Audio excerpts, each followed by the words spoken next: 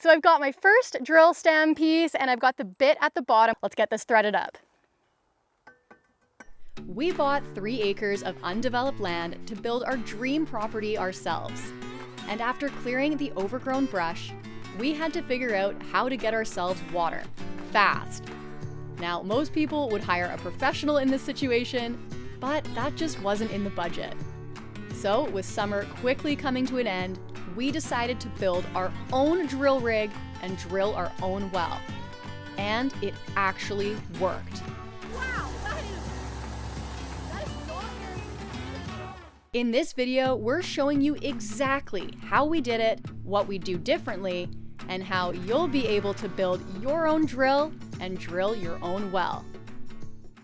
So, the way I'm going to build this is definitely not my number one choice. It would be really nice to have a full garage. It would be really nice to have a lathe to machine some of these parts. But I have this C-can and I need to build a drill to drill 50 feet down into the earth. So I'm going to start with just building a few of the pieces I know that I need. And then we're going to put it all together and hopefully it turns out to be a great well drilling rig. Where we live, getting a well drilled on your property is expensive. Drillers have some pretty fancy heavy-duty equipment. So instead, we reverse engineered our own mud rotary drill. Mud rotary drilling is a common way to drill through soil and rock using a rotating drill bit and a ton of water mixed with mud, also known as bentonite clay or cutting fluid. That gets pumped down a hollow drill stem, forcing dirt, rock, and debris up and out of the borehole being drilled. The pump we're using is a 2-inch semi-trash pump that we bought for $500 Canadian from Canadian Tire and pumps roughly 150 gallons per minute. The main challenge is figuring out how we can maintain a continuous flow of water and cutting fluid through the drill down a rotating drill stem that also needs to extend in length as we drill further and further down. And it all comes down to this contraption right here, our water union. If we were to do it over again, we would have built the rig and the water union a bit differently. But you've always got to start with a prototype. At the time, because we were new to the area, we could only find an industrial steel seller to source our materials. Not the metal supermarkets we were once used to, where you get to walk around, put your hands on the material, and really shop for what you might need. We ended up going with 1.25" black iron pipe for our drill stem, although we definitely would have preferred going with 1.5" or 1.75". But because the pipe threaders we could find that would thread 1.5" or greater diameter were very expensive, and even the cheap Amazon ones were about $300 Canadian, we decided to go with this Princess Auto pipe threader kit, which was on sale for $69, but unfortunately maxed out at 1.25" diameter. This ended up being a bad call, which we'll find out soon enough. Let's head back to the workshop and unbox our auger. This is another Canadian Tire purchase. The only other thing available used was more expensive than this and the same power. So hopefully this will be powerful enough for us.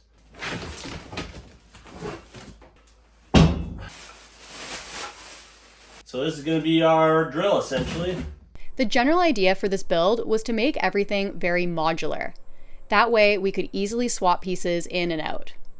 For instance, by making the earth auger detachable from the drill itself, we'd be able to drill an 8-inch pilot hole, then remove the auger bit, leaving behind just the drill, and then attach our mud rotary setup.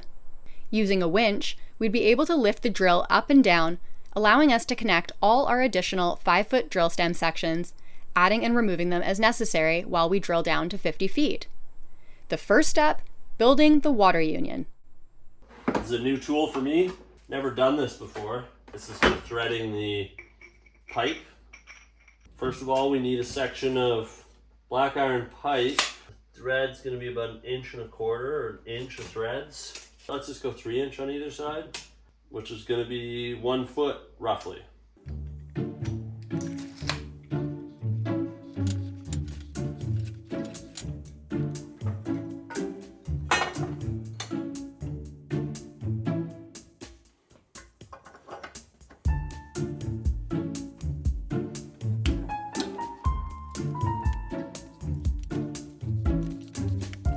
During our hunt for a pipe threader, we had also reached out to some local plumbers to ask if they could thread our pipes for us. But when we told them we needed 24 threads made up, they laughed and told us to look elsewhere. With no further luck, we went ahead with what we had available to us. It's taken me 45 minutes. We are going to try our first piece. I mean, it's not that smooth. Yeah, it looks pretty rough, eh? Yeah. After realizing this pipe threader wasn't going to work for us, especially for our water union, which would have drill stems swapped in and out of it many times, we dove into some more research to find a local metal fabricator who could help us out. Highly recommend investing in getting good threads made up for this project. I am done threading for now, because that was a huge pain in the butt and took a lot of time. 2 1/4.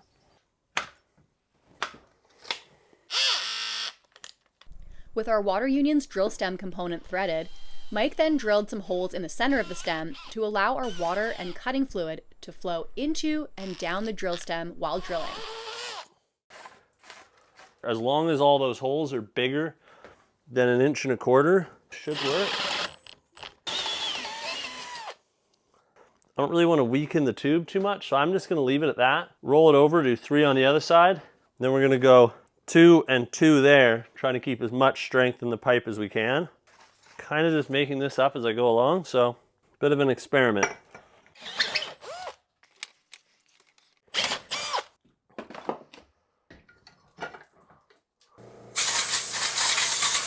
I wouldn't call it final product, but this is the idea.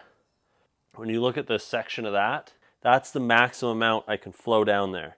Even though that's going to be turning, the water pressure is going to be constant, trying to go in all of them, and then I'll weld up this side of the pipe so nothing can go up the pipe. It's only going to be able to go down. So at this point, we understood how we'd get the water to flow through the drill stem. The next step was figuring out how to make the drill stem spin inside our water union's jacket. We decided to go with a 3-inch to 2-inch sanitary tee that we'd fit with bushings and bearings to allow the drill stem to spin while the jacket stays in place. This is just what Princess Auto had. The bearing's 1 3/4. The 1.5 inch bearing was just too small to fit on this. An 1 5/8 bearing would have been perfect, but they just didn't have that. So we're just gonna have to make do with what we got here. Realistically, we just need this to ride somewhat decently in there and just stop water from coming out. So now that I have this made up, the next step is going to be putting this on, putting the bearings in. Before I do that, I am going to get the drill prepped. This yellow piece spins. It's locked in with some set screws. So if the bit digs into something really badly, instead of shock loading the motor, it takes a little bit of that stress out. Also, this just mounts perfectly to the actual auger, or drill in this situation. Rather than trying to build something that connects, I'm going to cut right there, and then I'm going to weld an 1.5 inch piece of iron pipe with threads on it, and then join it with a coupler, so I can start my hole with the auger, and then unscrew it, and then thread on the drill stem that's going to drill down.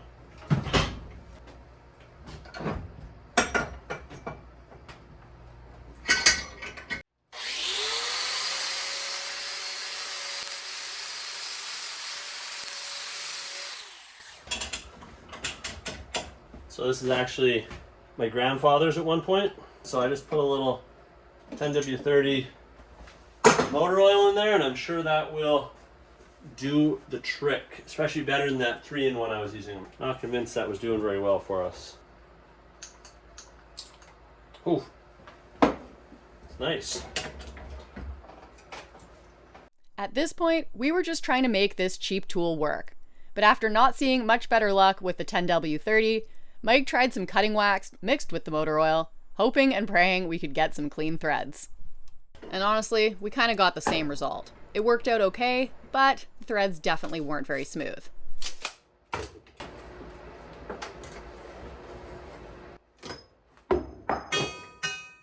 With the small section of threaded pipe cut, Mike started hunting for random parts and materials to make a jig of sorts that would keep our drill shaft straight when welding all the components together. This is actually a mounting bracket from an old bed frame and a gauge we already had as well. The straighter we can make the drill stem, the less vibration we should experience when drilling down. There are definitely better ways of doing this, but with the tools and resources we had at our disposal, we think this was a pretty decent setup. Damn it. Well, I forgot to record that, but I just cut that off.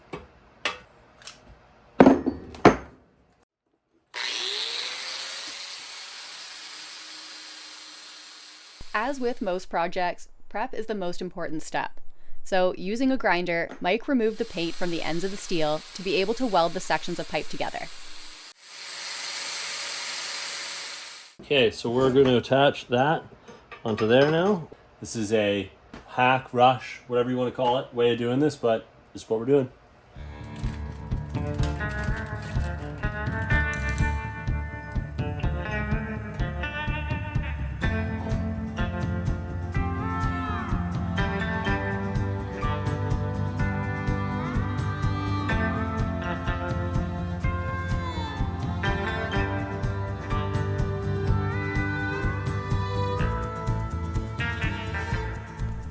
Using the dialed gauge, Mike would slowly spin the drill shaft and monitor where there were high spots, adjusting the cotton swab sticks, centering out our threaded section on the rest of the shaft. And honestly, despite how thrown together this setup was, it actually worked out pretty well. I'd say that's good enough.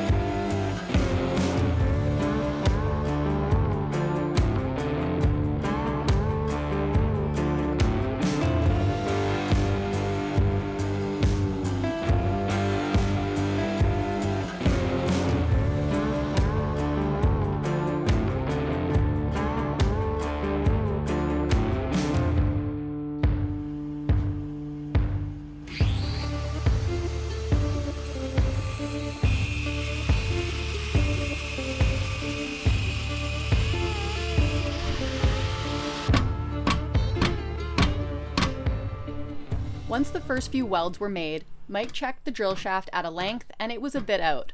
So he made a small cut in the end, tapped it to readjust, and welded it together again. And once that was done and the drill stem was straight, he welded up the rest of the small threaded pipe section to make sure everything was strongly bonded. 2 days later, we found a local metal fabricator who agreed to thread the rest of our drill stems for us, and even supplied us with a few smaller pieces we would later need. Would have been nice to know him a few weeks ago. In any case, the materials from the industrial steel cellar would still totally work, just not exactly how we initially envisioned it.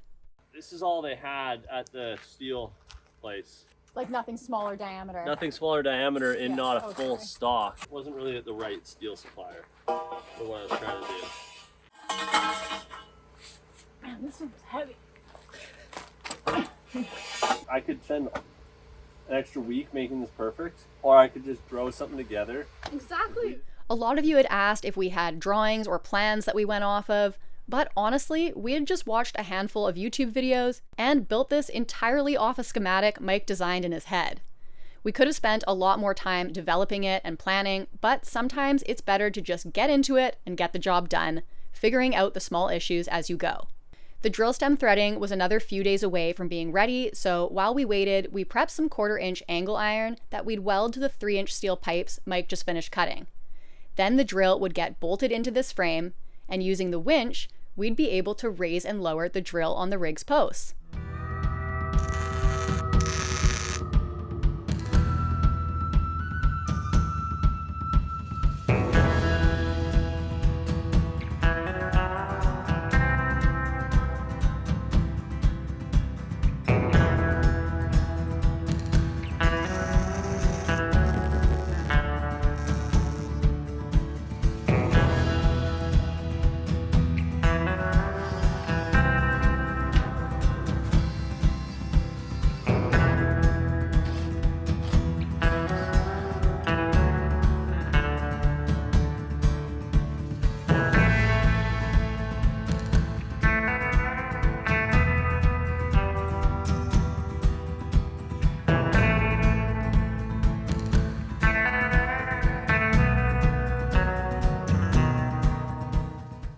Now that our drill support frame is built, the next part of the rig to build is the top and bottom of the structure. We went with square steel tubing for this, although again, there are many other materials that could have worked. This is just what the industrial steel supplier had that worked for our design.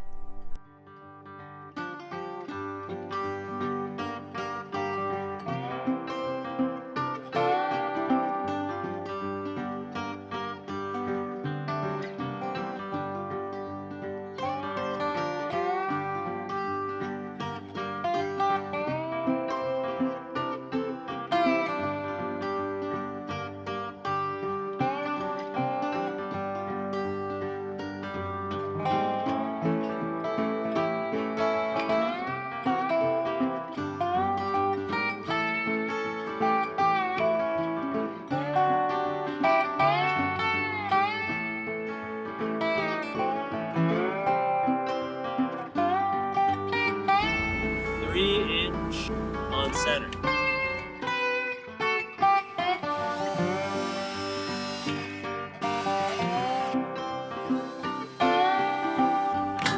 It's gonna get mounted on at the end.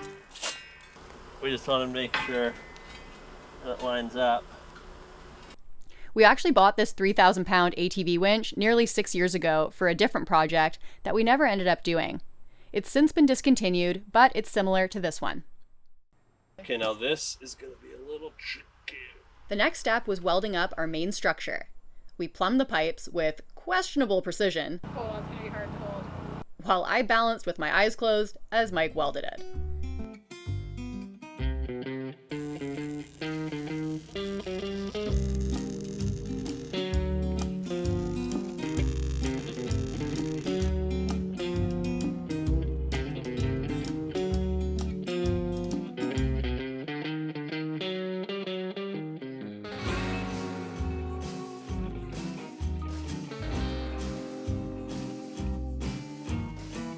That's good. Show it.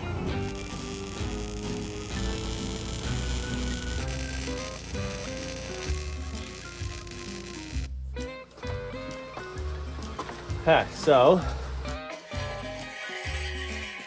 yeah. That's sick. no, does it go all the way to the bottom? That's the point. Okay, holding weight.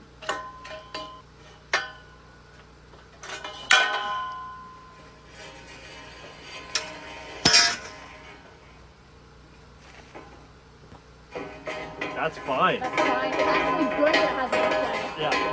No, that's perfect. That's so sick. Yeah. Our 11-foot tall drill rig was starting to take shape, and the reality of what we were going to be attempting was really starting to set in.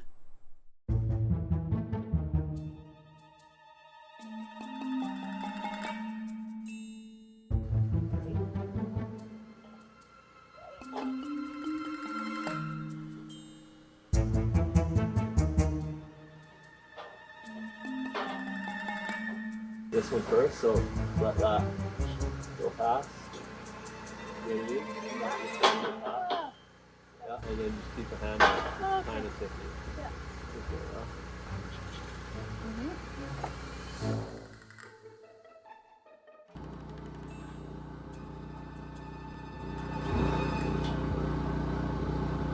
No, Is it not long enough? and weld up this side.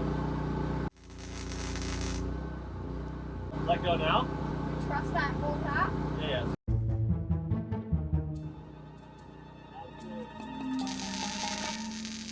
Yes, that's me holding up the welder as Mike welds the rest of our frame together. But with a giant wall of rain quickly rolling in, we've got to get the rest of this rig welded up quickly.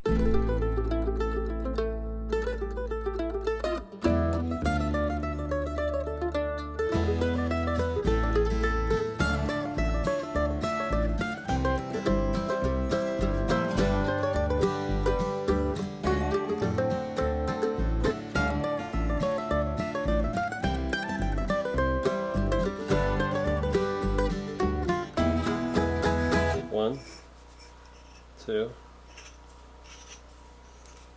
three. Slightly better, but is it worth re-drilling all the holes better? 2,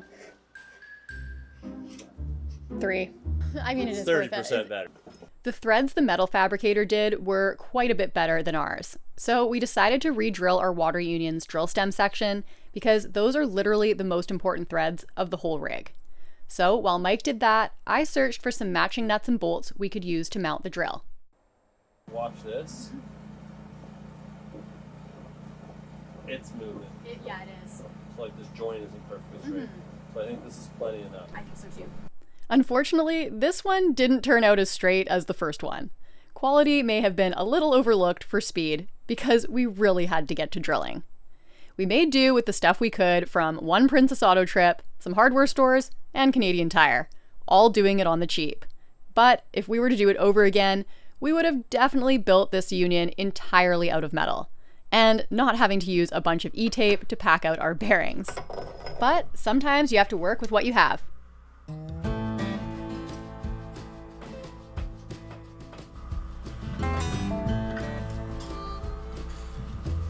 I think that's gonna work.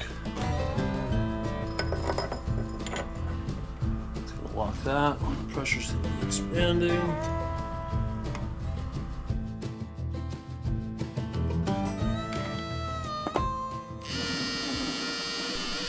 We ground down some 3-inch ABS adapter bushings to make the bearings fit tightly inside.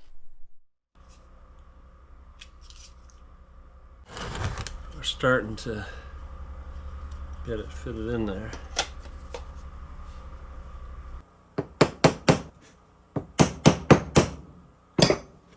Okay, nicely flush. I don't think much water is going to come out of that, and a little bit of water leak is just fine. That's going to be on there. Just need to make this one fit my other bearing.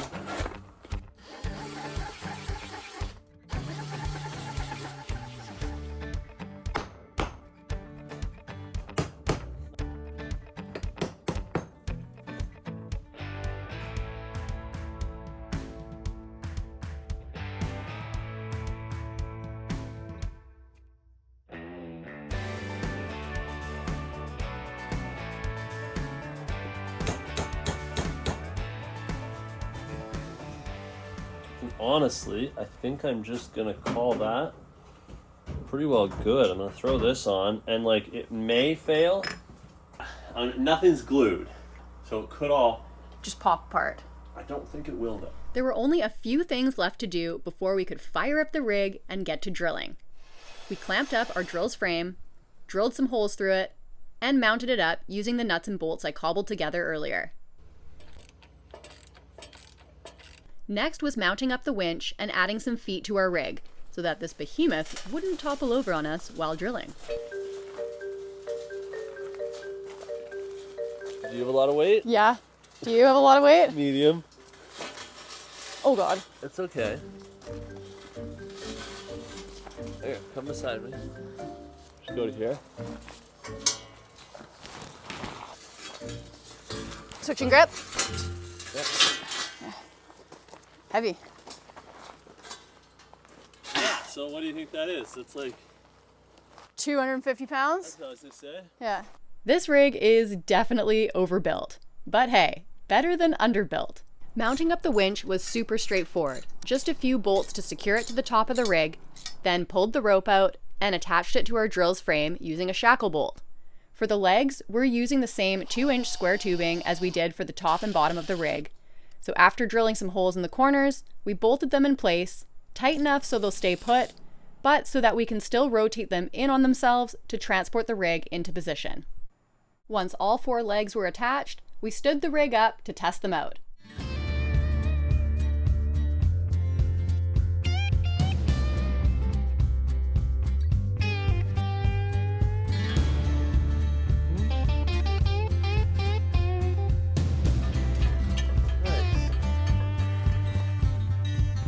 One of the last steps was getting the winch wired up. I grabbed an old extension cord, prepped the wire ends with connectors, then headed back to the rig to wire everything up.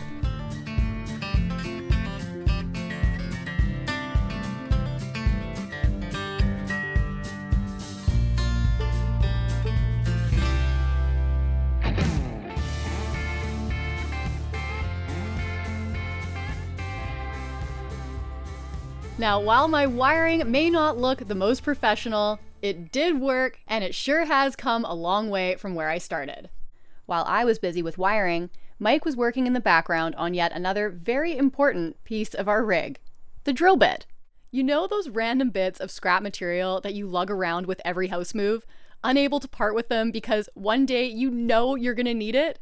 Well, this 1/4-inch scrap piece of steel that we've had for 6 years and was likely only worth $20 to begin with, finally got its shining moment.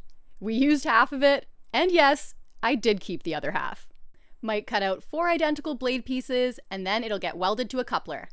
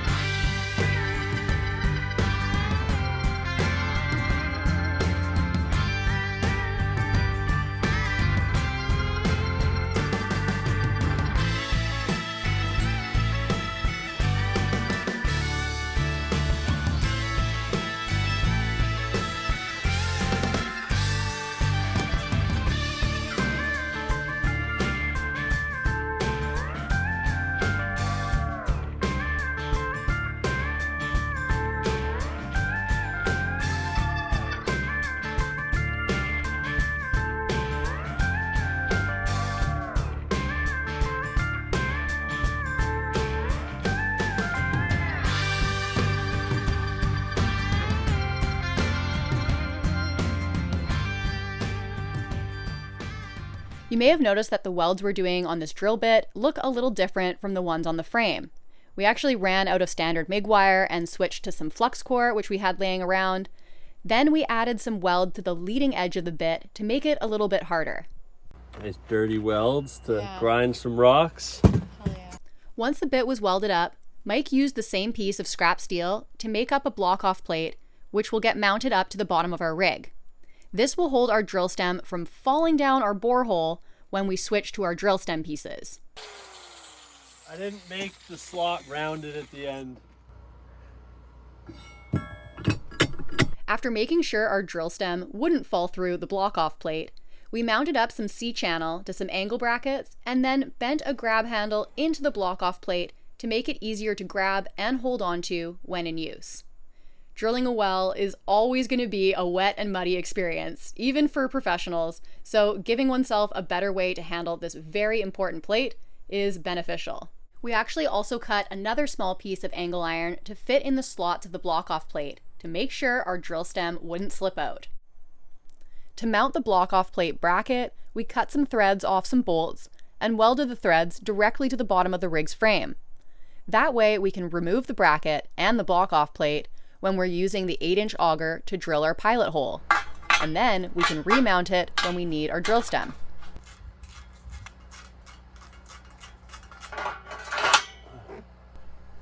Now that we have all the pieces together, it's time to bring in our 12-volt power supply.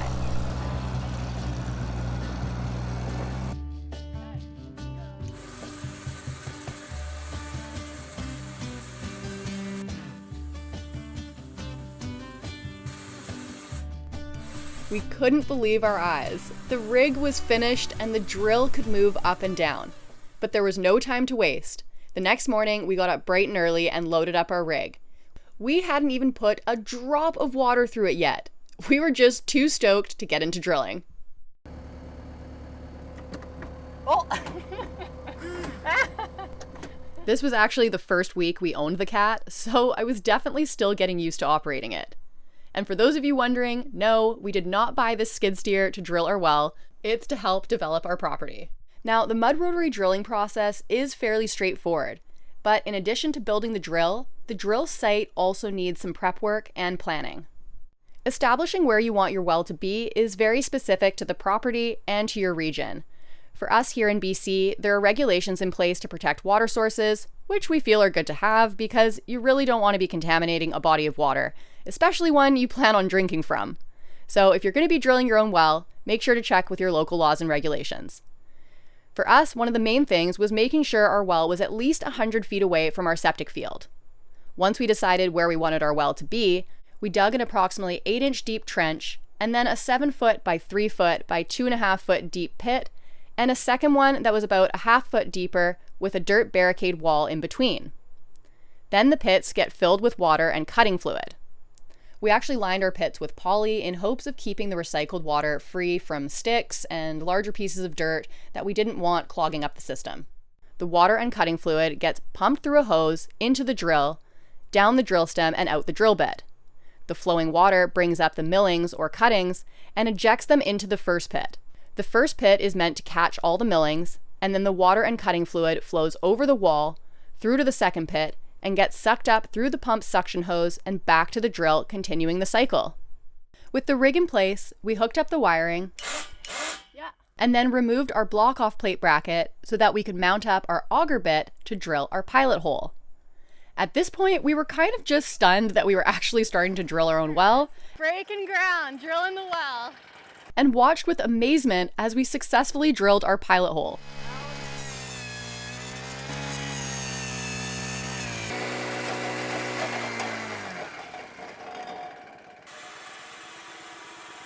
We used pipe wrenches to remove the auger bit attachment and then started attaching our mud rotary drill, starting with the union. It was time for its maiden voyage. So we actually haven't tested this at all, so I'm hoping it's going to work. But we have a PVC pipe that's going to go through this metal pipe into the water union here, and that's where the hose is going to connect that'll feed our water into the drill stem. If you're wondering what this additional bracket is for, we welded it on last minute, but forgot to film it. We wanted something to support the weight of our hose so that it wouldn't pull down and angle our drill stem's drilling trajectory. Feels like a mad science project. So now we're gonna raise the drill rig up with the ATV winch so that we can get our first drill stem pipe on there. After getting our first 5-foot section of drill stem attached, we mounted up the block-off plate bracket and got ready to fire up the pump. So Mike's just gonna go turn the water pump on. I'm holding water in the hose so that we can prime the pump so that it works properly.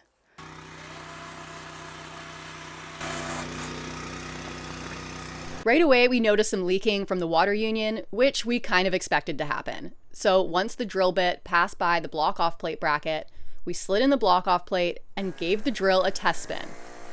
Water was flowing, the drill was spinning, and we actually started drilling down. To our relief, we got down to 5 feet pretty darn easily. Now, granted, we have soft, peaty soil, so we kind of assumed it wouldn't be too difficult at this stage. So once the coupler at the base of the union was hovering just above the block-off plate, we disconnected the drill stem from the union and got ready to thread on our next 5-foot section. Okay, let's lower down. The key with the block-off plate is only removing it when you absolutely have to, like when adding a new stem. This plate is the only thing that's going to be holding the drill stem from falling into the abyss when adding new sections of stem. And when things get wet and muddy and you're moving fast, disconnecting and reconnecting drill stem pieces is hectic. So be very aware of what you're doing when removing the plate. Another thing to pay attention to while drilling is monitoring the cuttings as they come up out of the borehole. At first, our water just became quite dark brown, but depending on your soil layers, it may look different. As we continued drilling down, we decided to bump up our water pressure as we were having issues priming our trash pump. But unfortunately, the cheap lay-flat hose and flimsy connectors the pump came with blew off of our ABS inlet. Stop the pump, stop the pump, stop the pump! We'd planned on getting a fire hose, but they were super expensive. Although in hindsight, we definitely should have invested in a better hose. At this point, however, we hadn't fully grasped how our drill stem was also affecting our water pressure issue. Because our 2-inch hose is 3/4 of an inch bigger in diameter than our 1.25-inch drill stem, all that water flowing into the water union is getting restricted by the smaller drill shaft, creating an increase in pressure in our already vulnerable plastic water union. And we saw throughout the drilling process how this issue became more and more apparent.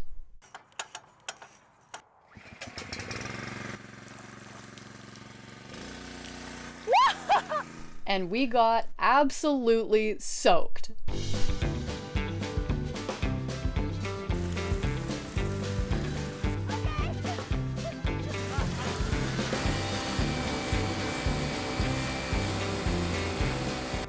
the pump wasn't working before. As soon as we started getting full pressure, the seals in the bearings It just kind of blew apart a little bit. if I put a thick enough wall of E-tape on there, it'll hold it in. Now, people who know Mike personally know he always has a roll of E-tape on him for a good old jerry-rig fix. And although it wouldn't fully stop the water leaking out of the union, we had one thing on our minds. We got a hole to dig up here. So we kept on drilling. But around the 25-foot mark, our drill stem suddenly wasn't able to go down anymore. We are plugged. So look, drill won't go down. Looking back on it now, we realized there was turbulent sediment at the bottom of our borehole that wasn't getting brought up, likely due to not enough cutting fluid helping it to the surface. That, combined with little bits of peat and organic debris, were also making its way past our pump's flimsy plastic filter and clogging up our drill stem. We had put the end of the suction hose and filter cage inside a Home Depot bucket with some holes drilled out of it, hopefully stopping excess debris buildup. But what we found, debris was getting in there no matter how much we tried to keep it clear. If we were to do it over again, we would definitely have a better way to filter debris away from the suction hose. But at that point, we had to pull the entire 30 foot of drill stem out of the borehole to get it unclogged, being careful to replace the block-off plate each time we removed a section. Yeah, I don't think we've hit any rock or anything. I don't think so either. There's a couple times when I hit... Not having yet hit rocks at 30 feet deep is quite unusual in a well drilling sense. More commonly, at least in BC, you'd see layers of clay, rock, sand, and/or stone at least somewhere in that depth.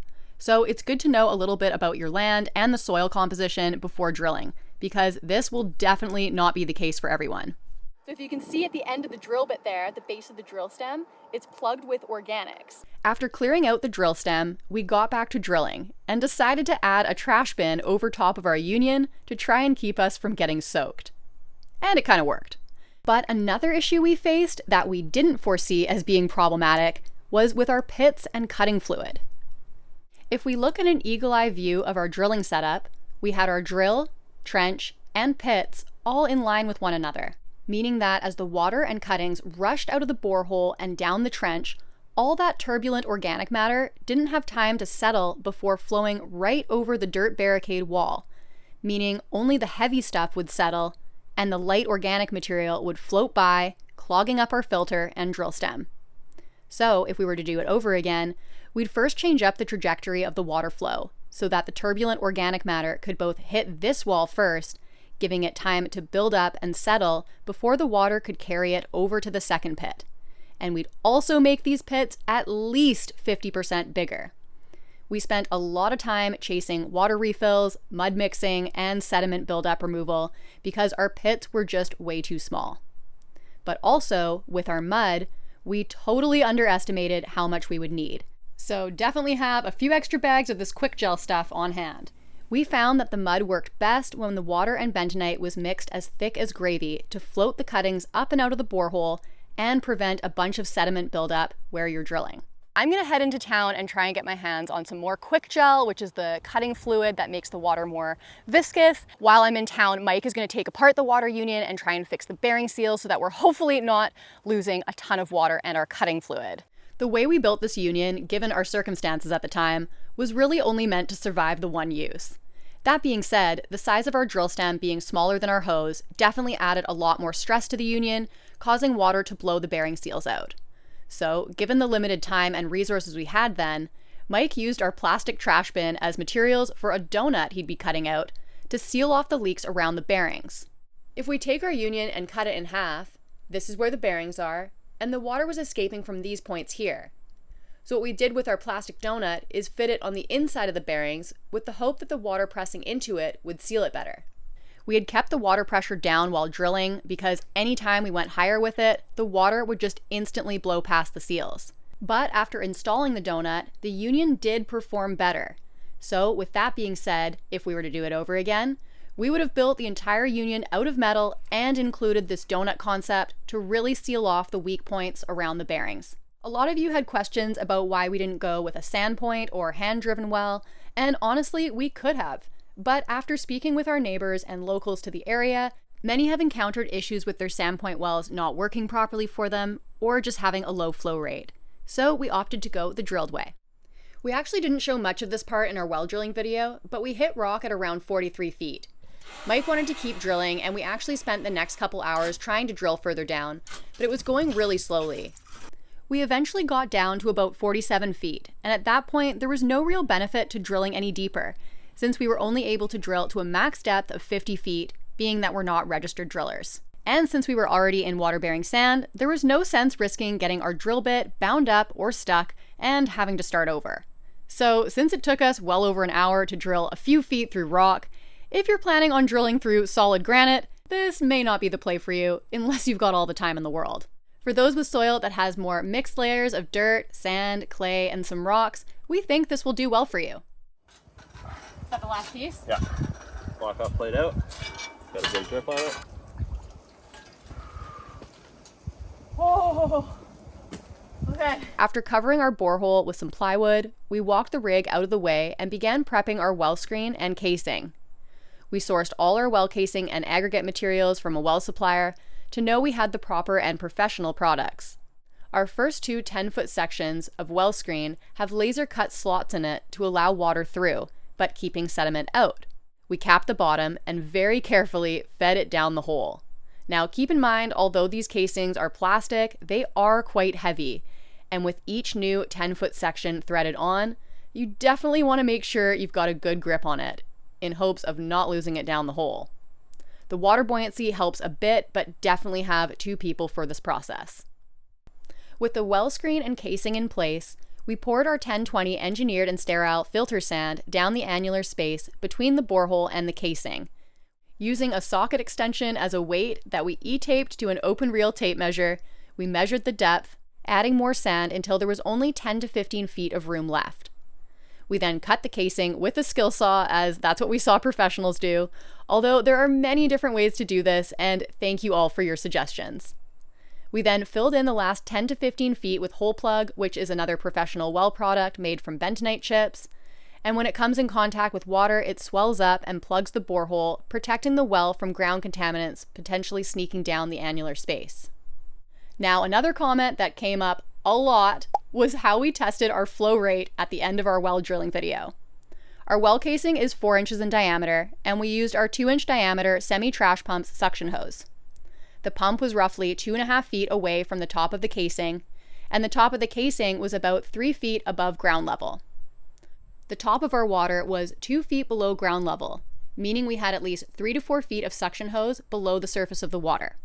Because there's so little overlap of the suction hose in the water, and such a small volume of water within the overlapped area, if the pump rate were to exceed the well's ability to replenish, the suction hose would run dry, and we'd know pretty instantaneously with the pump losing prime. We played with the trash pump's throttle until it could sustain a consistent replenish rate in the well without exceeding it over a 10 to 15 minute period. We then tested our minimum flow rate by filling a, granted, wholly 5-gallon bucket and timed how long it took to fill, adding roughly 2 seconds to accommodate for our inaccuracy with the holes, which is how we got to the 36 gallon per minute calculation. Although from this test we were only able to obtain the minimum flow rate, we know it can flow at least 36 gallons per minute. But we may have even had a better flow rate since we calculated for a margin of error for our holy bucket, and also potentially being able to sustain a slightly higher pump rate as well. But honestly, having a 36 gallon per minute well is very awesome. So by now you may be wondering, what did this cost us? For the purposes of this breakdown, I won't include the IBC water tote or the trash pump in the equation because we didn't actually buy either of those things for this project, and were purchased mainly for fire suppression and general property care. But the water tote we got used from Facebook Marketplace for $100, and the 2-inch semi-trash pump was $500. So here's what we spent on materials, coming to a grand total of around $1,550 Canadian. Now keep in mind there's also the well screen, casing, and aggregate materials we got from the well supplier, but we'll be doing a full cost breakdown of the entire well series build, including our well house and filtration system, in a subsequent video. Thank you guys so much for watching. We hope you enjoyed this well rig build video, and we can't wait to share our next projects with you. See you soon.